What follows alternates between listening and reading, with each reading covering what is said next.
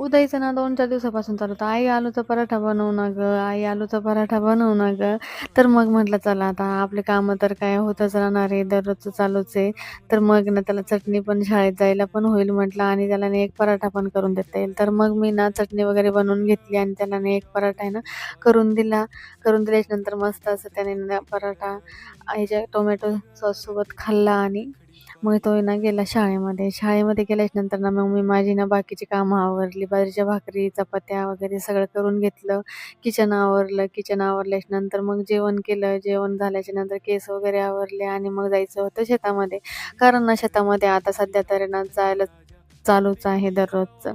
तर मग आहे ना मस्त असं आवरून घेतलं आणि मग आलो होतो शेतामध्ये. शेतामध्ये आल्याच्यानंतर ना थोडीशी कपाशी लावायची राहिली होती. ती कपाशी लावली आणि ते आवरून ना जायचं होतं दुसऱ्या शेतामध्ये. तर मग दुपारपर्यंत कपाशी लावली, जेवणं केले. जेवण झाल्याच्यानंतर मग निघालो होतो शेतामध्ये दुसऱ्या. तर मग ना वातावरण एवढं छान झालं होतं ना, खूप भारी. आणि आमचं तर आता सध्या असं चालू आहे ना, कधी ट्रॅक्टर, कधी रिक्षा, तर कधी गाडी आणि ही जी वीटभट्टी दिसते ना, हा माल पूर्ण स्टॉक करून ठेवलेला आहे बरं का. तर इकडे येणं चालू होतं सऱ्या पाडायचं आणि इकडे चालू होतं मूग पेरायचं. चला तर मग व्हिडिओ आवडला तर लाईक करा. बाय.